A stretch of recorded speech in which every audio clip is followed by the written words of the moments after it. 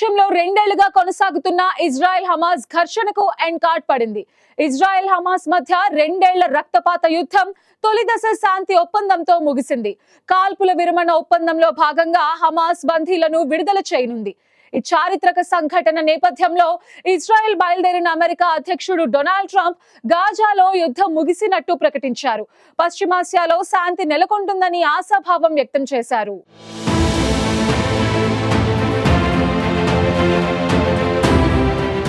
పశ్చిమాసియాలో రెండేళ్లుగా కొనసాగుతున్న ఇజ్రాయెల్ హమాస్ ఘర్షణ శాంతి ఒప్పందంతో కొత్త మలుపు తిరిగింది. 2023 అక్టోబర్ 7న హమాస్ మిలిటెంట్లు ఇజ్రాయెల్పై దాడి చేసి 1200 మందిని హత్య చేసి 251 మందిని బందీలుగా తీసుకువెళ్లారు.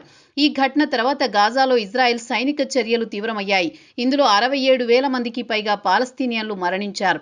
గాజాలో 80% మౌలిక సదుపాయాలు ధ్వంసమయ్యాయి. 2 మిలియన్ల మంది పాలస్తీనియన్లు నిరాశ్రయులయ్యారు. ఈ యుద్ధం ప్రపంచ రాజకీయాల్లో మార్పులు తీసుకువచ్చింది. అంతర్జాతీయ సమాజం ఒత్తిడి పెంచింది.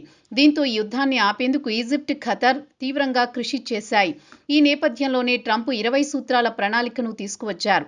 దీనికి ఇజ్రాయెల్ ప్రధాని నెతన్యాహు అంగీకారం తెలుపగా హమాస్పై ఒత్తిడి తీసుకొచ్చారు. దీంతో ఖతార్, ఈజిప్ట్ మధ్యవర్తిత్వంతో కైరోలో చర్చలు జరిగాయి. ఇక ఈ ప్రణాళికలో భాగంగా తొలి దశలో 72 గంటల్లో బతికి ఉన్న 20 మంది బందీలతో పాటు 24 మృతదేహాలను హమాస్ విడుదల చేయాల్సి ఉంటుంది. ప్రతిగా ఇజ్రాయెల్ 250 యావజ్జీవ ఖైదీలు, 1700 మంది పౌరులను వదిలిపెట్టాలి. రెండో దశలో హమాస్ నిరాయుధీకరణ, అంతర్జాతీయ పాలనను ఏర్పాటు చేయనున్నారు. ఈ ఒప్పందం శాశ్వత శాంతికి దారితీస్తుందా లేదా తాత్కాలిక ఉపశమనమా అనేది చర్చల ఫలితాలపై ఆధారపడి ఉంది.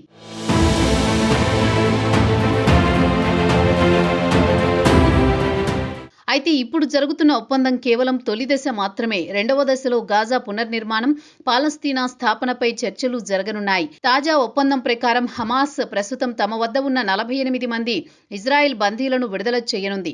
వీరిలో 20 మంది మాత్రమే సజీవంగా ఉన్నట్టు తెలుస్తోంది. ఈ బందీల విడుదలకు ప్రతిగా ఇజ్రాయెల్ 2,000 మందికి పైగా పాలస్తీనా ఖైదీలను సాయంత్రం జైళ్ల నుంచి విడిచిపెట్టనుంది. ఈ విడుదల కార్యక్రమం రాఫా బోర్డర్ వద్ద జరిగే అవకాశం ఉంది. ఈ ఒప్పందంలో అమెరికా, ఈజిప్ట్, ఖతార్ మధ్యవర్తిత్వం కీలక పాత్ర పోషించింది. అమెరికా అధ్యక్షుడు డొనాల్డ్ ట్రంప్ జెరూసలేంలోని ఇజ్రాయెల్ పార్లమెంట్లో ప్రసంగించారు. ఇజ్రాయెల్ హమాస్ మధ్య యుద్ధం ముగిసిందన్న ట్రంప్ కాల్పుల విరమణ కొనసాగుతుందని ఆశిస్తున్నానని అన్నారు.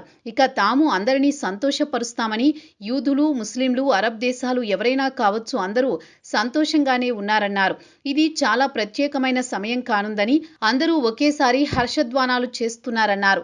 ఈ క్షణం గురించి అందరూ చాలా ఉత్సాహంగా ఎదురు చూస్తున్నారని, ఇందులో పాల్గొనడం గౌరవంగా ఉందన్నారు. ఇజ్రాయెల్ తర్వాత ఈజిప్టుకు వెళుతున్నామని, చాలా శక్తివంతమైన పెద్ద దేశాల నాయకులను, ధనవంతమైన దేశాలను కలవనున్నానన్న ట్రంప్ వీరందరూ ఈ ఒప్పందంలో భాగమవుతున్నారని అన్నారు.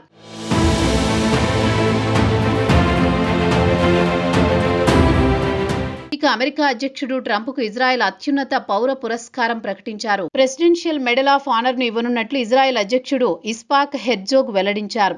గాజా శాంతి ఒప్పందం కుదిర్చి బందీల విడుదలకు కృషి చేసినందుకు ట్రంప్కు ఈ గుర్తింపు లభించింది. త్వరలో సమయం, వేదిక నిర్ణయించి పురస్కారం అందజేయనున్నారు. మరోవైపు గాజాలో ఇజ్రాయెల్ బందీల విడుదల ప్రక్రియ ప్రారంభమైంది. తొలి విడతగా 7 బందీలను రెడ్ క్రాస్ కు హమాస్ అప్పగించింది. ఆ తర్వాత కొద్దిసేపటికే మిగిలిన వారిని విడుదల చేయనుంది. హమాస్ విడుదల చేయనున్నట్టు 20 మంది బందీల పేర్లను ఇప్పటికీ విడుదల చేయగా, అటు ఇజ్రాయెల్ కూడా విడుదల చేయనున్న 1900 మందికి పైగా పాలస్తీనియన్ ఖైదీల జాబితాను విడుదల చేసింది.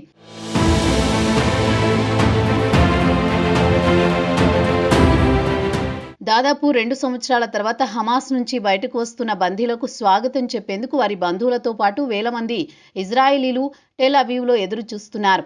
మరోవైపు శాంతి ఒప్పందంపై సంతకాలు జరగనున్న నేపథ్యంలో ఈజిప్టులోని షర్మ్ ఎల్ షేక్లో భద్రత కట్టుదిట్టం చేశారు. ఈజిప్టు అధ్యక్షుడు అబ్దెల్ ఫతా అల్ సిసి నిర్వహించనున్న శాంతి శిఖరాగ్ర సదస్సులో సంతకాల కార్యక్రమం ఉంటుంది. ఇందుకోసం అమెరికా అధ్యక్షుడు డొనాల్డ్ ట్రంప్ ఇప్పటికే పశ్చిమాసియాకు చేరుకున్నారు. ఈ సదస్సుకు 20 దేశాల అధినేతలు, అంతర్జాతీయ ప్రముఖులు హాజరు కానున్నారు. ఐక్యరాజ్య సమితి secretary general Antonio Guterres, Britain ప్రధాని కీర్ స్టార్మర్, ఇటలీ ప్రధాని జార్జియా మెలోనీ, ఫ్రాన్స్ అధ్యక్షుడు ఇమాన్యుయల్ మైక్రాన్ సహా 20కి పైగా దేశాల నాయకులు హాజరయ్యే అవకాశం ఉంది. ప్రధాని మోదీ తరపున విదేశీ వ్యవహారాల శాఖ సహాయ మంత్రి కీర్తివర్ధన్ సింగ్ పాల్గొననున్నారు.